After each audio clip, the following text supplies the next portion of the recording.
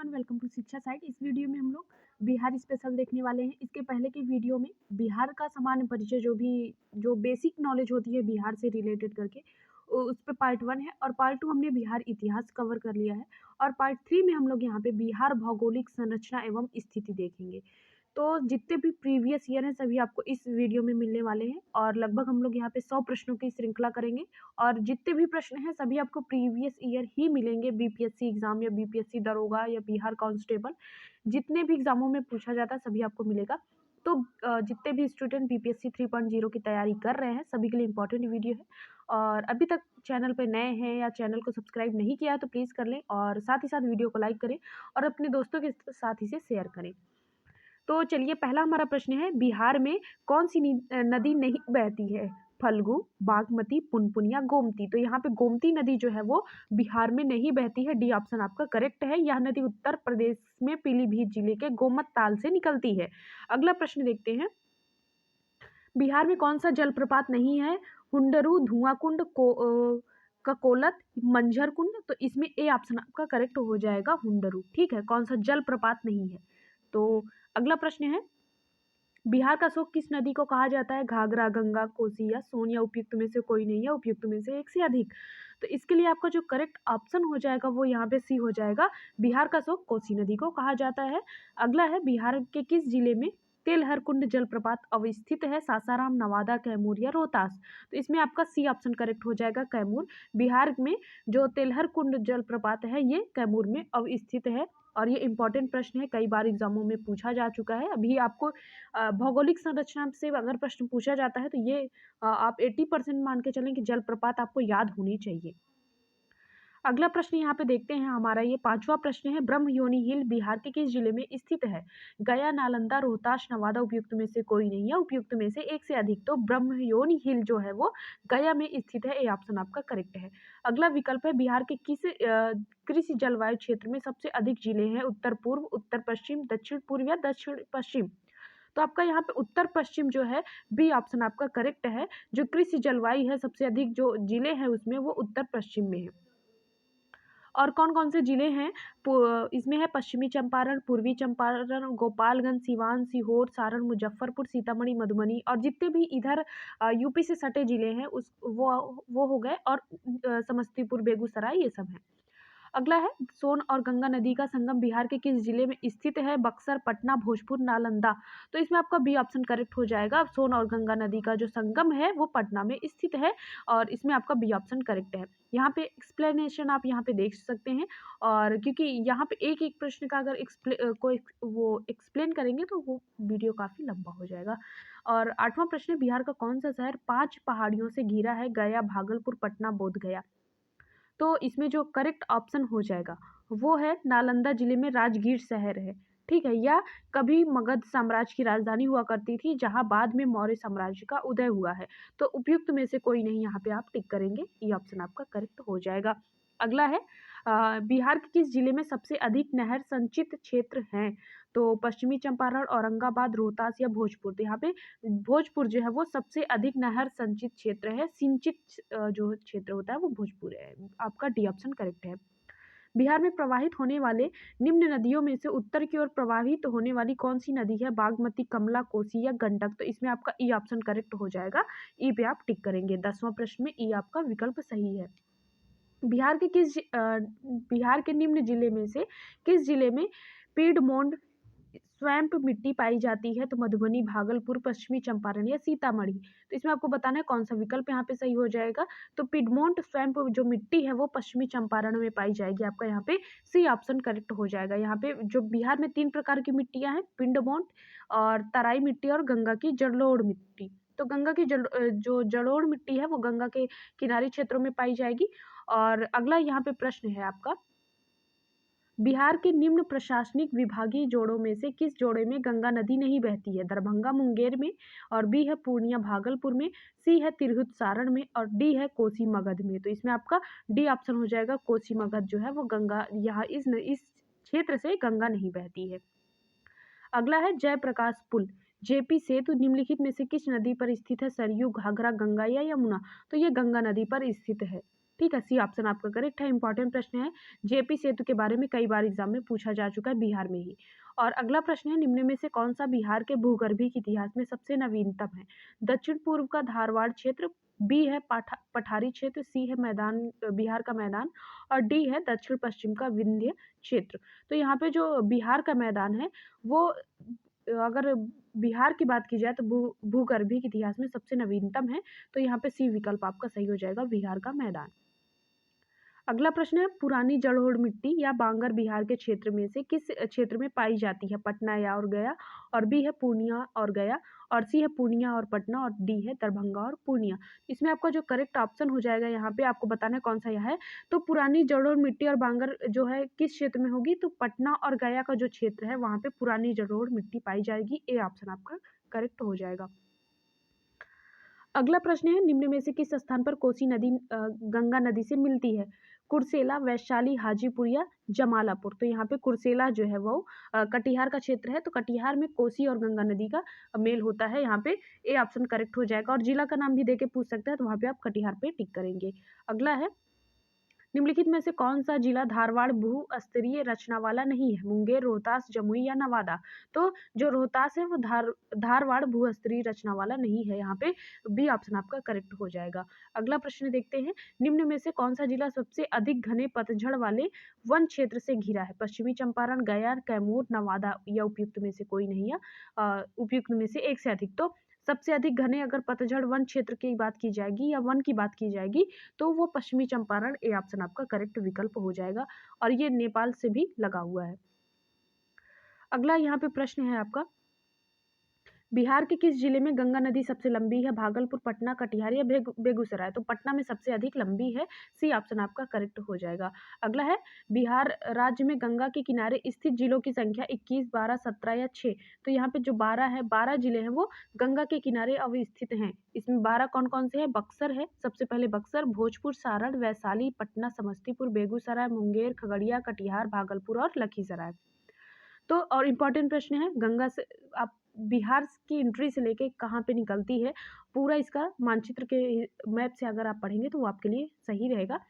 अगला है, बिहार का अधिकांश क्षेत्र आच्छादित है। पठारी मिट्टी से, रेंगुर मिट्टी से, कछारी मिट्टी से या तराई मिट्टी से। आपको इसमें बताना है कौन सा विकल्प यहाँ पे सही होगा। तो इसमें जो बिहार का अधिकांश क्षेत्र जो आच्छादित है वो कछारी मिट्टी से है। बी ऑप्शन आपका करेक्ट ऑप्शन होगा।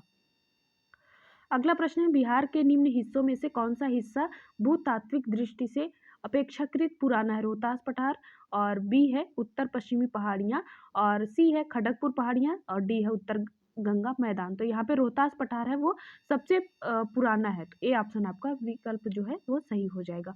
अगला प्रश्न है, बिहार के निम्न हिस्सों में से कौन सा हिस्सा भूतात्विक दृष्टि की अपेक्षाकृत पुराना है? फिर से यही प्रश्न है और इसमें आपका खड़गपुर पठारी हो जाएगा, क्योंकि भौगोलिक स्थिति अगर बिहार का सबसे पुराना हिस्सा पूछा जाएगा तो वहां पे आप खड़गपुर की पहाड़ी को टिक करेंगे। मुजफ्फरपुर, दरभंगा तथा चंपारण जिले में कौन सी मिट्टी अधिकांशतः पाई जाती है? तो काली मिट्टी, नवीन जलोढ़, प्राचीन जलोढ़ और लाल मिट्टी। तो इसमें आपका बी ऑप्शन करेक्ट हो जाएगा। ठीक है, अगला प्रश्न देखते हैं, बिहार का सर्वाधिक जूट उत्पादक जिला सीवान, वैशाली, गया या पूर्णिया। तो पूर्णिया, क्योंकि ये एक बाढ़ आच्छादित क्षेत्र है, तो यहाँ पे डी ऑप्शन आपका करेक्ट हो जाएगा। पूर्णिया बिहार का सर्वाधिक जूट उत्पादक जिला है। और कृषि के मामले में अगर आप बात की जाए तो कहाँ पे कौन सा जिला किस चीज़ के लिए प्रसिद्ध है, इसकी अगर आप लिस्ट बना के तैयार करेंगे वो आपके लिए सही रहेगा।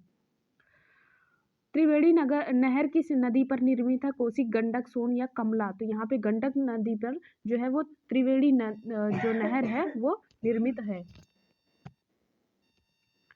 अगला प्रश्न है, निम्नलिखित में झीलों में से कौन सी बिहार में स्थित है? अनुपम झील, सुखना झील, सांभर झील या कामा झील। तो अनुपम झील जो है वो बिहार में स्थित है। ए ऑप्शन आपका करेक्ट हो जाएगा।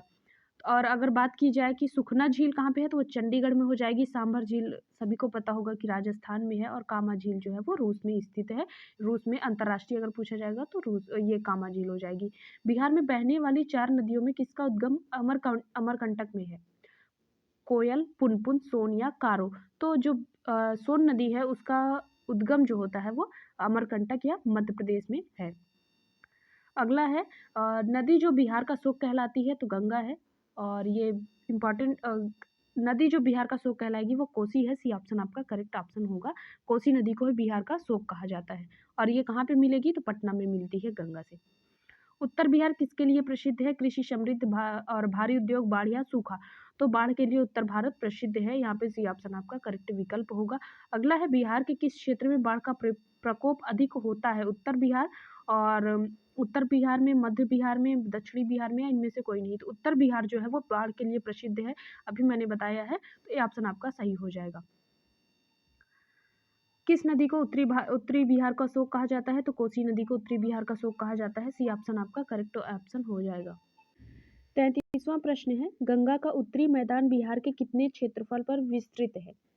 तो इसमें आपको बताना है कौन सा विकल्प यहाँ पे सही हो जाएगा। तो 33,670 वर्ग किलोमीटर में है, या 56,680 वर्ग किलोमीटर और 12,770 वर्ग किलोमीटर, और इनमें से कोई नहीं? तो इसमें आपको बताना है कौन सा विकल्प यहाँ पे सही हो जाएगा। तो 56,680 वर्ग किलोमीटर में जो गंगा का उत्तरी मैदान है वो विस्तृत है।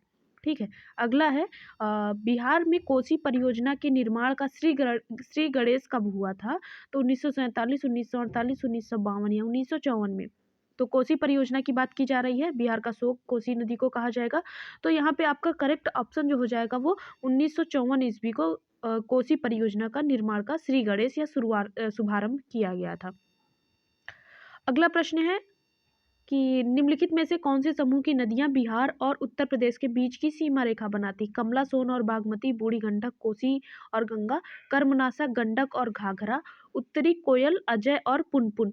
तो यहाँ पे आपका सी ऑप्शन करेक्ट हो जाएगा, कर्मनाशा, गंडक और घाघरा। ठीक है। और अगर पूछा जाए कि गंडक का उद्गम स्थल कौन सा है, तो सोमेश्वर की पहाड़ियाँ, और ये बिहार के साथ सीमा रेखा, बिहार और उत्तर प्रदेश के बीच सीमा रेखा बनाती है। अगला प्रश्न यहाँ पे देखते हैं, आपका ये हो जाएगा 36वां प्रश्न। इसमें आपको बताना है सूची 1 कृषि जलवायु क्षेत्रों को, सूची 2 बिहार के प्रतिशत क्षेत्रफल से सहसंबंधित कीजिए तथा सूचियों के नीचे दिए गए कूट का प्रयोग सही उत्तर चुनिए। ए ऑप्शन है उत्तर तथा उत्तर पूर्वी बिहार मैदान।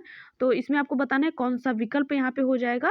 तो ये उत्तर तथा उत्तर पूर्वी बिहार मैदान, इसमें 29.87% ये आपका सही है। और सभी बी ऑप्शन दक्षिण बिहार का मैदान 23.71% है। बिहार का प्रतिशत क्षेत्रफल की बात की जाए तो छोटा नागपुर का जो क्षेत्रफल है वो 26.14% है, और डी है छोटा नागपुर पहाड़ियाँ जो है 20.28% है। तो इसमें अगर बात की जाए तो यहाँ पे आपका जो विकल्प हो जाएगा वो बी हो जाएगा। 1, 2, 3, 4 सभी सुमेलित है। अगला है किस देश की सीमा बिहार राज्य से जुड़ी है? तो यहाँ पे नेपाल, बी ऑप्शन आपका करेक्ट है, एकमात्र अंतर्राष्ट्रीय सीमा साझा करता है। अगला प्रश्न है, और ये भी पूछा जाता है कि नेपाल के साथ बिहार के कितने जिले? तो बिहार के 7 जिले नेपाल के साथ अपनी सीमा साझा करते हैं। अगला है बिहार के भौतिक विभागों में आप निम्नलिखित में से कौन सा सम्मिलित नहीं करेंगे? छोटा नागपुर पठार, उत्तरी गंगा मैदान, दक्षिणी गंगा मैदान और पूर्वी गंगा मैदान। तो यहाँ पे पूर्वी गंगा मैदान, डी ऑप्शन आपका करेक्ट विकल्प हो जाएगा। 39वां प्रश्न है, बिहार में निम्नलिखित में से कौन से समूह की नदियां गंगा तथा उसकी सहायक नदियों में उत्तर की ओर से आकर मिलती हैं? घाघरा, कोसी, पुनपुन, कोसी, महानंदा और कर्मनाशा, और गंडक, कमला, बागमती और सोन, कोसी, उत्तरी कोयल। तो इसमें आपका सी हो जाएगा, गंडक, कमला और बागमती जो है, अगर ये गंगा है तो इसमें उत्तर की ओर से आके मिलती हैं। अगला प्रश्न है, बिहार में बांगर मिट्टी मिलती है गया, तो इसमें गया, बोध गया, पूर्वी चंपारण और भागलपुर क्षेत्र में जो है वो बांगर मिट्टी मिलती है। ए विकल्प आपका सही हो जाएगा, और ये बीपीएससी का प्रश्न है। अगला प्रश्न है, बिहार के विविध भौगोलिक पक्षों के संबंध में निम्नलिखित कथनों पर मनन कीजिए। आपको बताना है कौन सा विकल्प यहाँ पे सही हो जाएगा। तो इसमें जो करेक्ट आपका है, बिहार में कुल सिंचित भूमि में लगभग 37% नहरों द्वारा सिंचित होता है। परसेंटेज भी आपसे पूछा जा सकता है, तो नहरों से सिंचित कितना परसेंटेज है, कितना प्रतिशत है, तो आप यहाँ पे 37% पे टिक करेंगे। दूसरा है, बिहार में उत्तरी गंगा मैदान 33,620 वर्ग किलोमीटर है। तो मैंने पहले ही बता दिया है कि 56,000 वर्ग किलोमीटर के लगभग है। और तीसरा है, किशनगंज और पश्चिमी चंपारण बिहार के सर्वोच्च वार्षिक वर्षा प्राप्त करने वाले हैं। तो ये भी आपका विकल्प सही है। और चौथा है बिहार में राष्ट्रीय राजमार्गों की कुल लंबाई 2461 वर्ग किलोमीटर है। तो आपका यहाँ पे 1, 3 और 4 विकल्प सही हो जाएगा। आप यहाँ पे डी ऑप्शन पे टिक करेंगे। अगला प्रश्न है किस राज्य के साथ बिहार की दामोदर घाट परियोजना की साझेदारी है? मध्य प्रदेश, उड़ीसा, उत्तर प्रदेश और पश्चिम बंगाल। तो यहाँ पे आप जो पश्चिम बंगाल है वो दामोदर घाट परियोजना की साझेदारी है। कोसी परियोजना की बात की जाए तो वहाँ पे जो अंतर्राष्ट्रीय देश के साथ है वो नेपाल के साथ में हो जाएगा। अगला है किस राज्य के साथ बिहार की गंडक परियोजना काल की में साझेदारी? उत्तर प्रदेश, पश्चिम बंगाल, मध्य प्रदेश और उड़ीसा। तो गंडक की बात की जा रही है तो गंडक के लिए आपका उत्तर प्रदेश सही हो जाएगा। ए विकल्प सही है। अगला है ये इस परियोजना की शुरुआत कब की गई? ये जितने भी परियोजनाएं हैं सभी की डेट भी आपको याद रखनी है। तो 1961 ईस्वी में इस परियोजना की शुरुआत हुई थी। निम्न में से कौन सी नदी बिहार का गम कहते हैं? तो कोसी नदी को कहेंगे। बी विकल्प आपका सही हो जाएगा। निम्नलिखित में से बिहार की कौन से जिलों में कुछ इलाके पश्चिम बंगाल को दिए गए थे? जमशेदपुर, पूर्णिया और मानभून और भागलपुर और समस्तीपुर, राजगीर। तो यहाँ पे आपका पूर्णिया और भानपुर को जो पश्चिम बंगाल को दिए गए थे। अगला है त्रिवेणी नहर में किस नदी से पानी आता है? सोन, गंडक, कोसी, मयूराक्षी। तो यहाँ पे गंडक नदी से जुड़ी हुई त्रिवेणी नहर है। इसमें जो गंडक नदी से त्रिवेणी नहर में पानी आता है। और अगला प्रश्न है पुराना बिहार का प्रतिशत पुराना बिहार का कितना प्रतिशत जमीन लेकर झारखंड राज्य बना है? तो लगभग 45.85% लेकर झारखंड राज्य बना है। अगला है सारण सिंचाई नहर से निकलती है सोन से, गंगा से, कोसी से या गंडक से? तो गंडक से निकलती है। डी ऑप्शन आपका सही हो जाएगा। गंगा की सहायक जो है वो गंडक नदी है। त्रिवेणी घाट नामक स्थान पर बांध बनाया गया है। ठीक है। अगला है पूर्व में बंगाल का दुख कही जाने वाली बिहार से उद्गम होने वाली नदी बराकर, दामोदर, मयूराक्षिया, सुवर्ण रेखा। तो यहाँ पे दामोदर नदी। बी विकल्प आपका सही हो जाएगा। अगला प्रश्न यहाँ पे देखते हैं 50वां प्रश्न है बिहार की सुमेश्वर श्रेणी है पारसनाथ पहाड़ी से पुरानी और राजमहल की पहाड़ी से पुरानी, खड़गपुर पहाड़ी से पुरानी या इन सबों से नहीं? तो यहाँ पे डी विकल्प सही हो जाएगा। अगला प्रश्न देखते हैं बिहार में दामोदर नदी प्रवाहित होती है एक कार्स्ट प्रदेश से, एक भ्रंश घाटी से, एक कछारी क्षेत्र से या इनमें से कोई नहीं? तो इन यहाँ पे आपका बी विकल्प सही होगा। एक भ्रंश घाटी से जो है वो दामोदर नदी प्रवाहित होती है। अगला यहाँ पे प्रश्न देखते हैं बिहार का तराई प्रदेश विस्तृत है। तो भारत नेपाल सीमा के समांतर में जो है बिहार का तराई प्रदेश विस्तृत है। तो बी ऑप्शन आपका करेक्ट हो जाएगा। ठीक है। निम्नलिखित नदियों में कौन बिहार में गंगा से मिलती है? तो इसमें आपको बताना कौन कौन सी नदियां हैं जो बिहार में गंगा से मिलेंगी। तो गंडक, सोन, घाघरा या पुनपुन। तो यहाँ पे आपका जो करेक्ट हो जाएगा ये चारों नदियां हैं गंडक, सोन, घाघरा और पुनपुन। ये चारों नदियां जो है वो बिहार में मिलती है। ए विकल्प आपका सही हो जाएगा।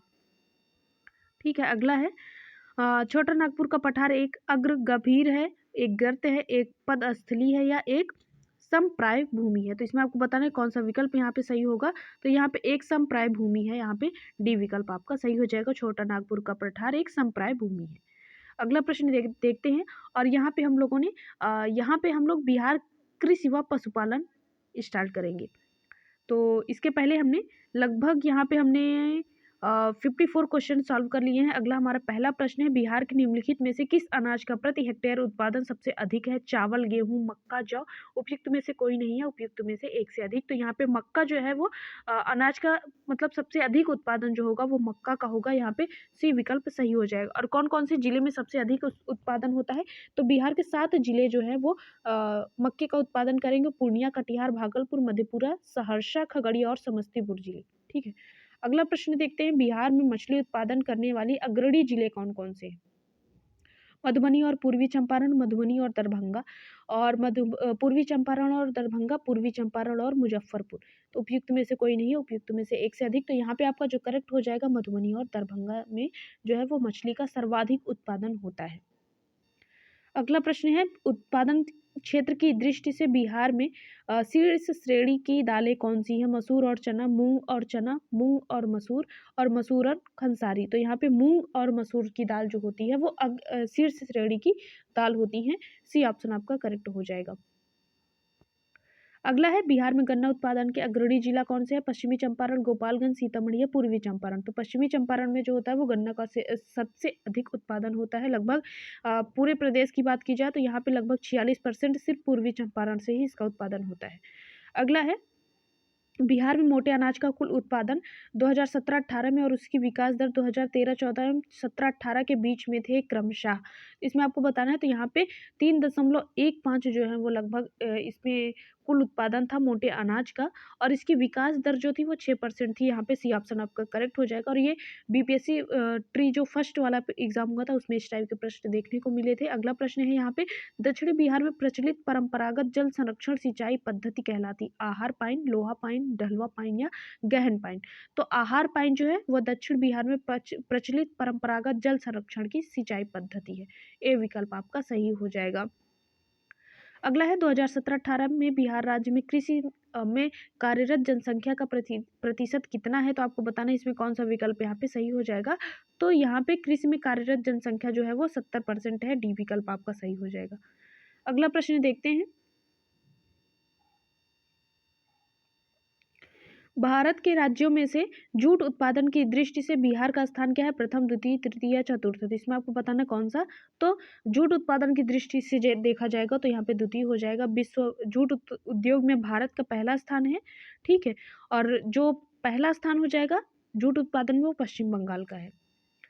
अगला है, निम्नलिखित में से किस राज्य में कृषि भूमि 60% से कम है? पश्चिम बंगाल, उत्तर प्रदेश, पंजाब या बिहार? तो यहाँ पे कृषि के लिए बिहार का सबसे कम भूमि 60% लगभग है। अगला है, बिहार वासियों के जीवन निर्वाह का मुख्य साधन है उद्योग, व्यापार, कृषि या इनमें से कोई नहीं? तो कृषि जो है वो मुख्य व्यापार है, कृषि और पशुपालन। अगला है, राज्य में सर्वाधिक महत्वपूर्ण सिंचाई का साधन है नहरें एवं नलकूप, कुआं, तालाब या नदी? तो इसमें आपको बताना है सर्वाधिक जो हो जाएगा वो नहरें एवं नलकूप, यहाँ पे आपका करेक्ट ऑप्शन हो जाएगा। ए विकल्प आपका सही है। अगला है, बिहार वासियों का जीवन निर्वाह का मुख्य साधन उद्योग, कृषि, व्यापार या इनमें से कोई नहीं? तो कृषि, सी विकल्प आपका सही है।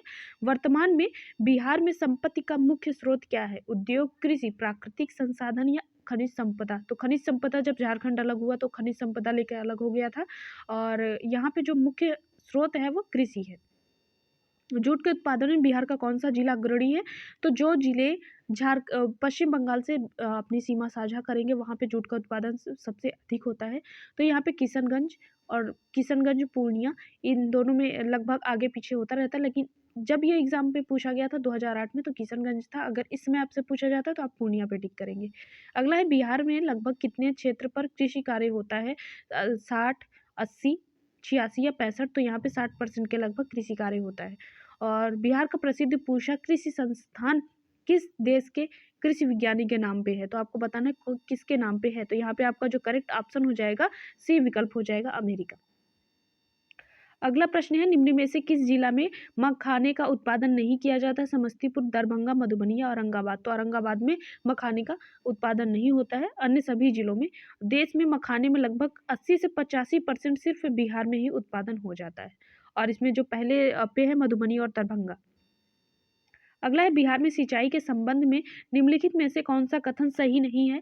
बिहार के रोपित कुल क्षेत्रफल का लगभग 46% सिंचित है।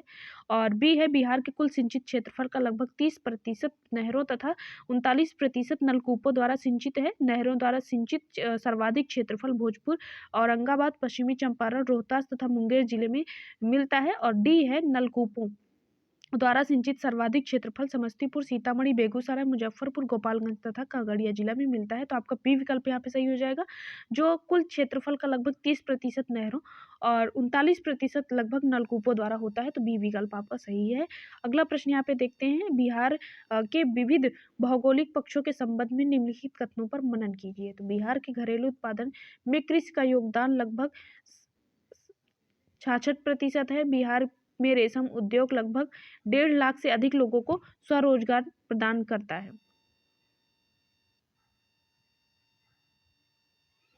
तो इसमें आपको बताना है, कूट आपको मिलान करना है। तो इसको आप लोग मुझे कमेंट बॉक्स में ज़रूर बताएँ। अगला आपका प्रश्न है, बिहार के कुल श्रम शक्ति में कृषि श्रमिकों का अनुपात कितना है? तो यहाँ पे 48.18 बी विकल्प आपका सही है। अगला है, अंग्रेजी शासनकाल में भारत का कौन-सा क्षेत्र अफ़ीम उत्पादन में प्रसिद्ध था? तो बिहार जो है वो अफ़ीम उत्पादन के लिए प्रसिद्ध है। ए ऑप्शन आपका सही है। ब्रिटिश राज में बिहार के कृषक वर्गों को निम्नलिखित श्रेणी में रखा जाता है, पंचमुखी, चतुर्मुखी, त्रिमुखी या कोई वर्गीकरण नहीं। तो यहाँ पे पंचमुखी वर्गीकरण में रखा जाता था। ए ऑप्शन आपका करेक्ट है। अगला है, बिहार की मुख्य खाद्यान्न फसलें हैं चावल, गेहूं एवं मक्का, गन्ना, चाय और जौ, मूंगफली, काफी एवं गेहूं इनमें से कोई नहीं। तो चावल, गेहूं और मक्का जो है वो यहाँ की मुख्य फसलें हैं। सर्वाधिक उत्पादन जो होता है यहाँ पे मक्का होगा, और मखाने का सर्वाधिक उत्पादन संपूर्ण भारत में पहले नंबर पे है बिहार। दूसरे जूट के उत्पादन में दूसरे नंबर पे। बिहार में कृषि के अंतर्गत क्षेत्र है 95 लाख हेक्टेयर और 89 lakh hectare, 85 lakh hectare, 89.9 hectare. तो इसमें आपको बताना है कौन सा विकल्प यहाँ पे है। तो कृषि योग्य भूमि की बात की जाएगा तो आपके विकल्प में एक ही ऑप्शन रहता है, इनमें से कोई नहीं। ठीक है, तो इनमें से कोई नहीं, तो यहाँ पे लगभग 56 लाख हेक्टेयर के लगभग आपको कृषि योग्य भूमि है। अगला है, बिहार राज्य की मुख्य नगद फसल कौन सी है? चाय, गन्ना, रबड़ या नारियल और कॉफी। तो गन्ना जो है यहाँ पे सर्वाधिक है, और कहाँ पे होगा? पश्चिमी चंपारण में। अगला है, बिहार के उत्पादन की दृष्टि से चावल चावल के बाद दूसरी फसल कौन सी है? तो गेहूं है। यहाँ पे ए विकल्प आपका सही होता है।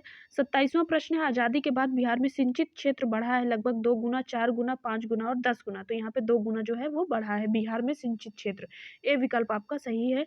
अगला यहाँ पे प्रश्न है आपका, बिहार की कृषि योग्य भूमि का कितना प्रतिशत भाग सिंचित है? तो यहाँ पे 50% भाग जो है वो सिंचित है, नहर एवं नलकूपों के द्वारा। ठीक है।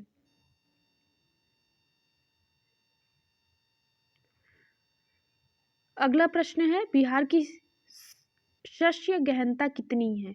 तो जब ये प्रश्नकाल का समय था उस समय 128% थी, लेकिन वर्तमान में 144% है। तो 144% लगभग यहाँ पे शस्य गहनता है। बिहार की सिंचाई क्षमता अंततः कितनी है? आपको बताना है। तो 89.20 लाख हेक्टेयर है। ये आपका ऑप्शन सही हो जाएगा। उस क्षेत्र की पहचान करें जहां से यूरोप वासियों को सर्वोत्तम सोरा और अफीम प्राप्त होती है। तो बिहार से सर्वोत्तम सोरा और अफीम प्राप्त होती थी, और अंग्रेजों के समय में भी अगर पूछा जाएगा तो अफीम की यहाँ पे खेती की जाती थी। तो इसके बाद हमने 4 पार्ट कवर कर लिए हैं। इसके बाद के वीडियो में हम लोग बिहार वन एवं वन्य जीव अभ्यारण्य पार्ट को कवर करेंगे। तो अभी तक चैनल को सब्सक्राइब नहीं किया है तो कर लें, साथ ही साथ अपने दोस्तों के साथ इसे ज़रूर शेयर करें।